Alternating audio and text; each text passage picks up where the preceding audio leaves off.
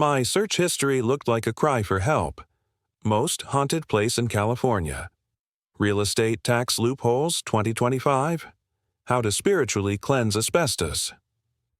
Around 2:14 a.m., somewhere between a video on cursed architecture and a Reddit thread titled "Do Not Go Near Crataegus Drive," I found it, 1503 Crataegus. A bloated, rotting Victorian hulk squatting on the corner of Crataegus and Acanthus Balvenie. Condemned 30 years ago. Never demolished. The article said it was unfit for habitation, exorcism, or human memory. I clicked Save.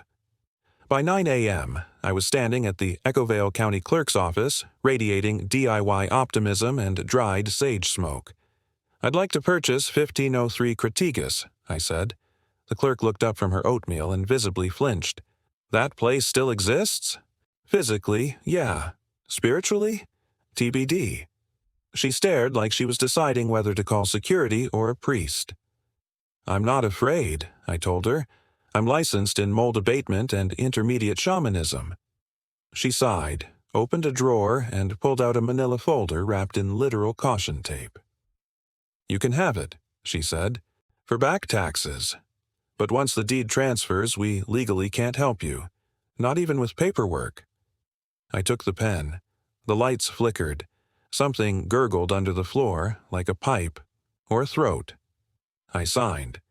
The shed sat 30 feet up the driveway, half buried under ivy, mildew, and bad intentions. According to the paperwork, it was once a pump house. According to the layout, it now doubled as a gatehouse. I thought it would be home-based until I got the main house habitable or spiritually neutralized, whichever came first. I hadn't even stepped out of the truck when I saw it. Something, not a Norway rat, not a nutria, and absolutely not an opossum, dragging the limp body of a tabby cat up a sycamore and onto the shed's sagging roof.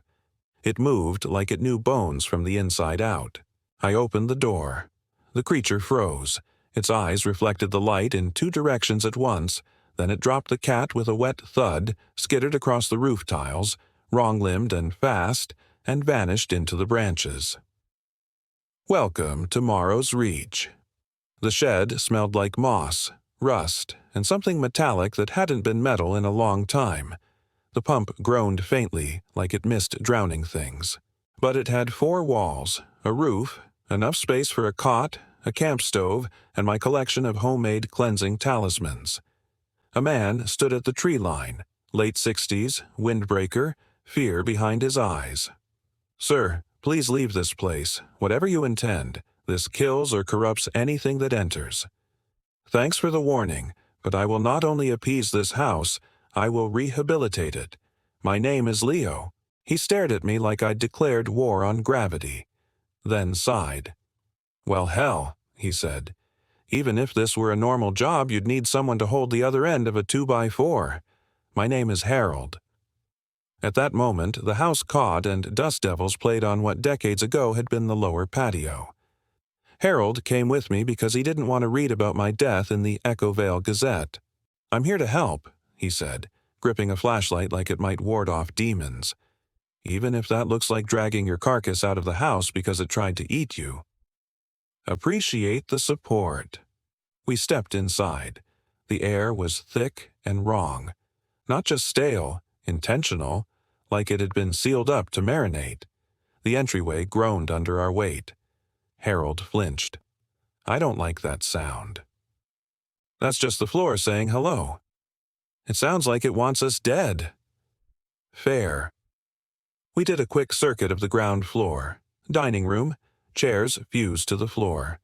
One place set like someone still lived here, if living included oxidized cutlery and a wine glass full of mold.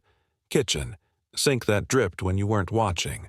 A mousetrap with no bait, just teeth marks.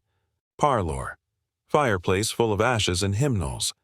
The mirror facing the wall stayed that way. Neither of us questioned it. Then we found the basement door. It was cracked open, humming low and warm like something was breathing beneath it. "You first," I said.